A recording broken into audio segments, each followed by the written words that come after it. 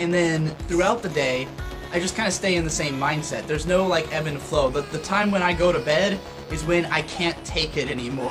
When like I've exhausted myself beyond the point of no return.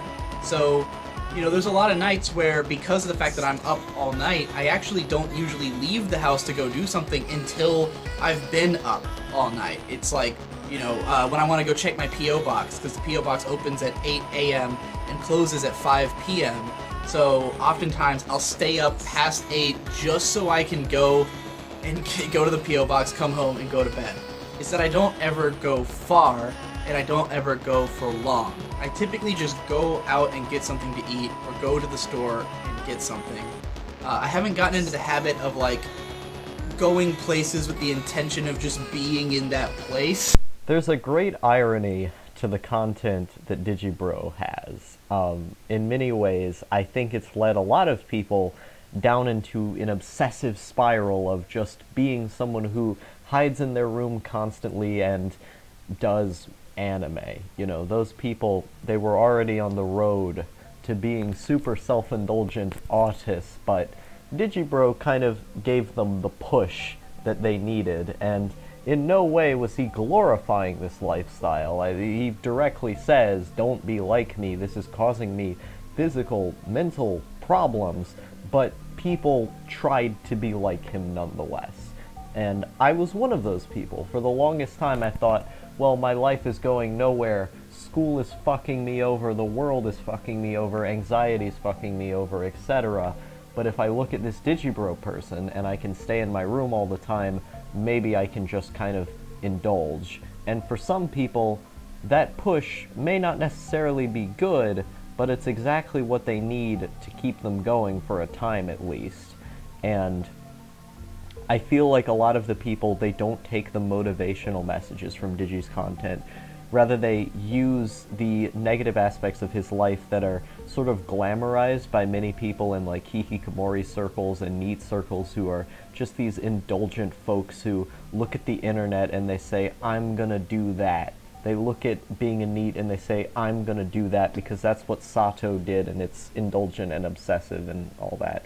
But like, you know, those people, they had a chance to get better, but they took that aspect of Digi's personality and they applied it to themselves. But what's far more interesting to me are the people like me who took Digibro's lifestyle in the hobo era when he was just always in his room making videos, and they applied it to a more motivational aspect of themselves. They tried to use it as a means for self-improvement, and I was one of those people. I found Digibro's content when I was 14 years old, and by this point I was insanely depressed. One of the most depressed points I had ever been in my entire life, other than essentially right now, and it wasn't the best time for me in any way. Like, I would constantly just lay down thinking about suicide. I had left school because by the time 8th grade rolled around, I was just ready to go because the bullying and the psychological and physical trauma that I would experience on a day-to-day basis with other children had gotten to a point where it was unbearable, and so I needed to get out or else I was gonna fucking kill myself if I stayed in school. And so I was homeschooled that entire year, and I was so unmotivated that I just did none of my work. I didn't do any of the homeschool my parents gave to me, and they didn't fucking care because my dad was just yelling at my mom all the time, and you know, they're having their own issues. And so I would just stay in my room, piss in bottles, lay on my bed, maybe listen to a bit of metal music or whatever, and just listen to Digibro videos. I found it at the perfect time when I felt that I had no friend, because I mean I didn't have any friends. I had some tentatively related online friends who I didn't really speak with, who I wasn't really genuine with. I just kind of had them there. I didn't really say anything. And obviously I had no friends from school anymore because I didn't go to school, and most of the people at school didn't even like me in the first place, so I was kind of just alone. I didn't really have anyone. And so Digibro's content allowed me to experience this person, this otherworldly being who is simply putting every aspect of themselves on the internet and talking to the point where it feels as if you are experiencing a part of their life, where it feels as if you're just having a conversation with this person without having the physical element. You know, I mentioned this in my video on the YouTuber Skelebro.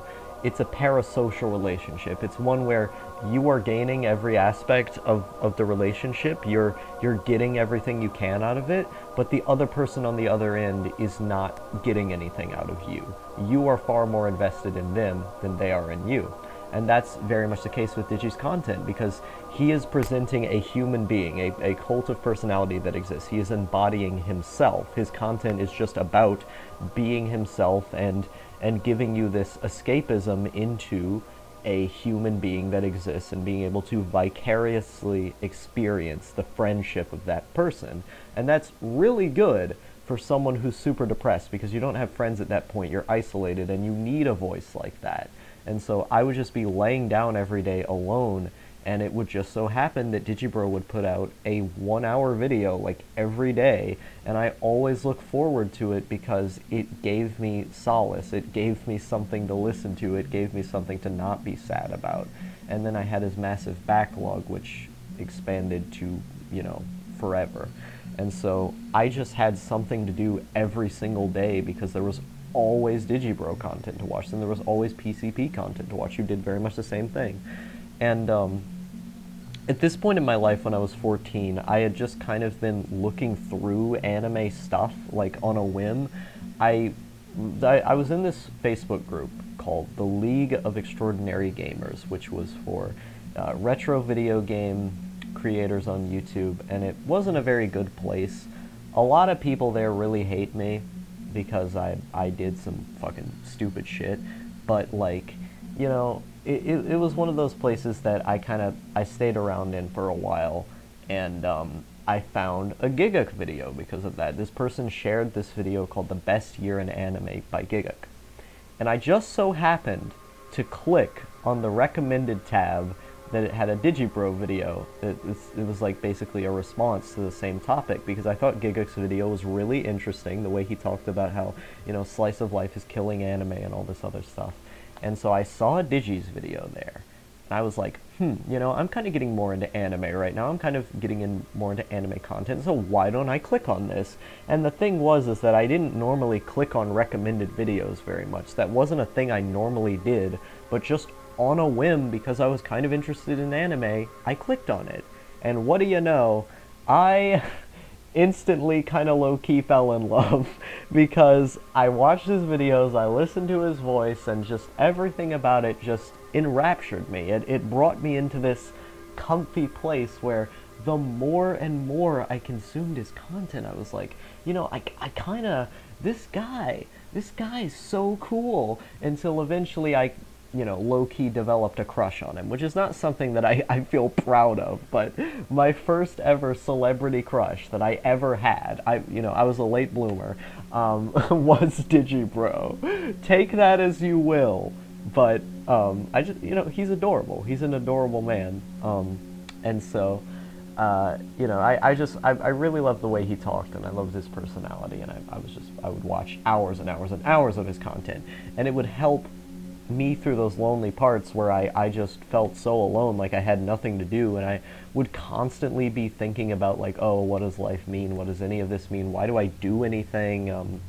Why are my moods constantly shifting? Why am I depressed? Why do I lie to people? You know, all these like weird things that were going on with me, like, you know, why do I hurt people when I don't want to hurt people? And you know, just weird general teenager stuff where you're confused about where you're going and who you are. And having Digibro content and having someone explain the world and just explain what things are was really important to me at the time, because I never really had someone explain things in such a clear, analytical way before. You know, I had some people like I Hate Everything who I became very attached to, but overall I didn't really consume analytical content, especially not with someone with as engaging and charismatic of a personality as Digi. And so watching his videos, it was like, wow, you know, this guy right here, he's talking about smart shit, and he's getting me into other smart shit. Because, you know, you would see a Digi video or a Digi vlog, and because he would constantly be on the internet, he would mention something like, this psychological study on youarenothatsmart.com or whatever said this about the human brain, and he would relate it back to anime or back to being a NEET somehow, and I'm like, whoa, dude, that's pretty fucking rad. I'm gonna go read that psychological study. I'm gonna Google more stuff about this. And what do you know? Digibro inspires you to go on a big search about all of these academic things, because he offhandedly mentions one concept he read online at one point. It can take you to many places to just have someone charismatic mention these things in an engaging light.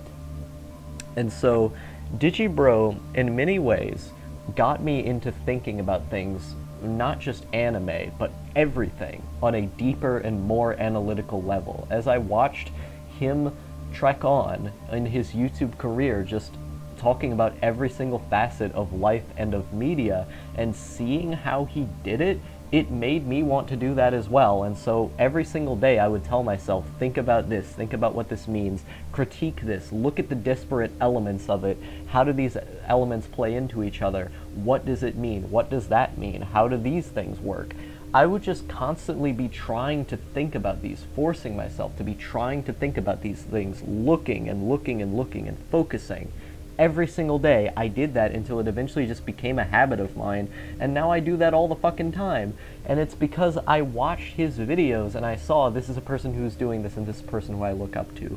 And so, through watching his videos so many times, over and over and over again, just repeat, through watching his videos every single day and just being inundated with his voice, I eventually just became more like him in the way that I thought, in the sense that I was also analyzing everything. And I believe that had a positive effect on the way that I looked at the world and on the way that I did things, because when you're looking up psychological studies, or when you're, just listening to Digi talk in a way that sounds like he's critiquing something, it makes you question your own ideas, it makes you question where you come from and why you're here and what you do, especially your upbringing, because he's a big upbringing guy.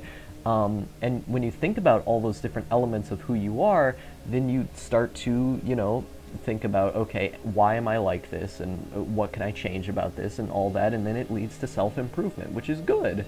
And Digibro is very much someone who encourages that. He encourages, even though he lives in this, at the time at least, he lived in this, neat lifestyle and was just a hikikomori, more or less, he still constantly would encourage self-improvement. You look at videos like the Quarter Centennial Progress Report, which is one of my favorite videos on YouTube, because he is just looking at every bad part of himself and then saying, I'm going to fix this. And eventually he does fix it. And so, for me, as someone who was socially withdrawn and who was depressed, watching Digi being able to prevail in spite of those circumstantial factors, I was like, okay, I gotta be like this, I can withdraw into my room and I can say, fuck school, freedom this, freedom that, and do my YouTube thing, but in doing so, I'm going to also be working on myself. I'm also going to be doing all of these things to try and make my own mental health and my own brain more malleable and good. And I think that really was the value to his content for me, because it allowed me to understand so much more complexity in the world that I didn't understand before that point. Because before that point, when I was 13 especially, I was just an idiot kid who would constantly get into fights with people. Every single day, I'd be fucking with somebody, or somebody would be fucking with me, and I would just get into physical altercations all the time. And so, that's not a good place to be in. Conduct disorders can be developed from that, from desensitization and, from peer influence and all these other things, which can later down the line lead to things like sociopathy. So if I kept going down that road, there was a good chance that I could have ended up really bad. And so when I saw Digi's content, I was like, holy fuck. I am doing everything wrong out in the real world. Time to withdraw, because I'm anxious about the real world anyway, and time to just work on myself for a year. And that's what I did all throughout 8th grade until 9th when I finally came back. I just worked on myself, and I just worked on content, and through making videos, and through just thinking about what he was doing, thinking about what other people were doing, I sat there and I really assessed myself. I really assessed where I wanted to go and who I was and why I was the way I was.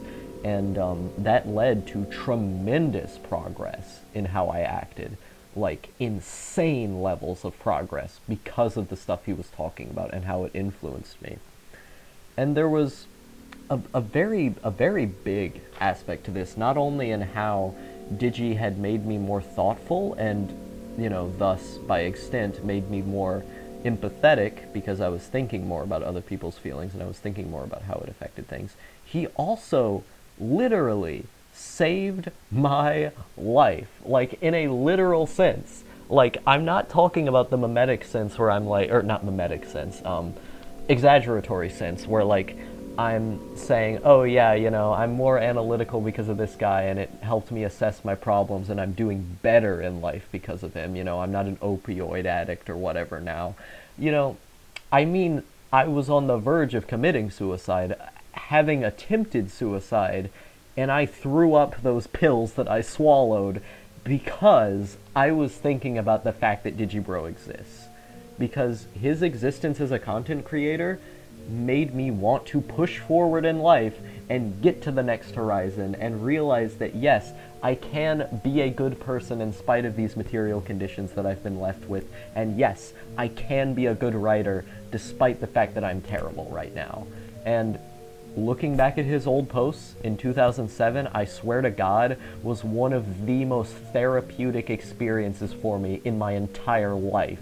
Because seeing how annoying and edgy and bratish he was in those posts made me feel so much better about my own writing at 14, because by that point, I was already light years ahead of Digi when he was 14. And so, if that were the case, then imagine what I would be at 24, at 25, and so thinking about that, it led me to go, wow, you know, I can do this, I can really head out of here and be cool and be good, and I can have hope to potentially make money at this. I can have hope to have some sort of purpose in the YouTube sphere if I just keep working at it. And so, looking at those old posts, looking at Digi's existence, and allowing Digi's voice to just, as I said, constantly inundate my eardrums every single day, to have someone who felt like a friend that I just didn't interact with, made me less lonely, because most of the time that I spent was just laying around thinking about suicide, laying around sleeping for hours on end, barely any energy, extreme levels of lethargy, just terrible feelings all around. You know, my bones felt like they were about to crack out of exhaust. You know, it was terrible. And you've seen videos of mine, like, food doesn't taste good right now. Like, when my anhedonia gets bad, it gets bad. And that was the point that I was at 14. And so, watching Digibro's content, it made me feel like, yes, good people exist. I can experience good things. There are things out there that make me happy and that can distract me from the immense psychological pain that I'm feeling, the immense abuse that I'm experiencing in my own home. And so, it was very therapeutic for me, and I'm gonna put this straight up. Right when I was committing suicide at 14, because this was at one of my most suicidal points. I've had 4 suicide attempts in my entire life, one at 10, one at 11, and then one at 14 and 15. So, at 14, what I tried to do was, this was a very stupid way to commit suicide, was I tried to overdose on my mother's Lamictal. And the reason I chose that one was because there was a lot of it, and so I didn't want to, I felt bad about taking, my dad's heart medication or his Requip or something, because those would have been better to overdose on, but also I was a stupid fucking kid, so I didn't know how any of it worked. I was like, if you just take pills, it'll do it. So my mom had a shit ton of Lamictal, and so I just took a whole bunch of it, and, it doesn't really kill you very well. It just makes you kind of sick. Like, Lamictal, you have to take a lot for it to be fatal, and then even then, it's like a drop in the bucket. So I was pretty stupid to do that. I probably wasn't gonna die, but if I just kept taking more and more Lamictal, eventually I would have gotten to a point where I would die, because no ambulance was gonna come for me, because I was not gonna tell a single soul about what I was doing. I was ready to die. You know, I didn't tell anyone, didn't even write a note, and so I was right there, just on the edge of things, taking the pills, and I thought about it. I thought about Digibro's existence, and I thought about I thought about my relation to his content as a content creator myself, and I thought, holy fuck, I can do this. I can keep going. Digibro did it. He was depressed as a teenager. He went through extremely adverse circumstances within his own writing, within his own life, psychologically speaking. If he can do it, of course I can. And it was just like a moment of inspiration, just thinking about how much I enjoy his content. And you know what I did? I threw the pills up. I threw them up. And ever since then, I had been more motivated to do well and to do life. I was right on the edge. If I didn't throw those pills up, if I kept taking them, I would have been dead at some point. And so, thank you. Thank you, Digi, for giving me that inspiration. Thank you. Thank you so much. I would have died without your content. I was right there. I was right there on the edge. And if without your videos, oh geez, I didn't mean to get emotional about this. Oh god, tears. I hate tears so much. Yeah, like without your videos, I would have I would have very well been dead, because I didn't have any friends, I didn't have any source of motivation. And so having your content there was a big help. It really did mean a lot to me. And without you, I would have been gone. And there was a tweet that I made on your Twitter a while back, where when May had gotten into the hospital, I told you something like, you know, your content has helped me through some very rough times, including my own hospitalizations. And what I meant when I said that wasn't just, you know, the other hospitalizations that I've been in for, like, medical reasons. It was the psych ward. I went to the psych ward, you know, earlier this year, and one of the things that motivated me, other than seeing my ex-boyfriend when I got out, was the fact that Digi's content existed. Because I was watching Digi's videos before I got in, and I was thinking, wow, you know, Digi is so cool, and I love his videos, and I'm gonna get through this hospitalization. I'm not gonna fucking shove the shiv that I made through my eye or something like that, as I wanted to for a moment. By the way, I made a shiv when I was in the mental hospital. Legit one of the coolest things I've ever done. But, yeah, like, I was just sitting there, and I was like, okay, I can do this. I can get out. You know, if Digi can make all these great videos for me to enjoy, I have a reason to go to this hospital and to continue living. And I legitimately think it would have been harder for me to get through that hospitalization without looking forward to Digi's content when I come back. And so, thank you for, you know, helping me through, you know, stopping myself from committing suicide. And also thank you for helping me get through the psych ward experience I had literally earlier this year. I did a whole video called My Time at the Mental Hospital, where I detailed the just in utter insanity that I underwent in that stay, but I was able to do that. I was able to survive getting assaulted. I was able to survive someone trying to attempt to kill me 2 times in the psych ward because of Digi's content and because of my love for my ex-boyfriend. Those are the 2 things. It's like, you know, relationship status and Digi videos, the most 2 important things in the entire world. Oh, Jesus Christ. I am a nerd. But, yeah, it's just one of those things, man. It's surprising the things that inspire you to do better and to make you continue in the world. It's so circumstantial. Like, Digibro and his personality and, like, what he does, was just so specific to the person I was at the time, and the way he evolved and like the content that he's interested in making is just so specific to like my aesthetic and ideals when it comes to what YouTube should be, to the point where like he's motivated me to continue living and to do even more for so long, just because his content is very much my thing. It's very much a infinite outlaw thing. And you wonder why my channel is as raw as it is. It's because I appreciated the cult of personality that Digi presented his channel with.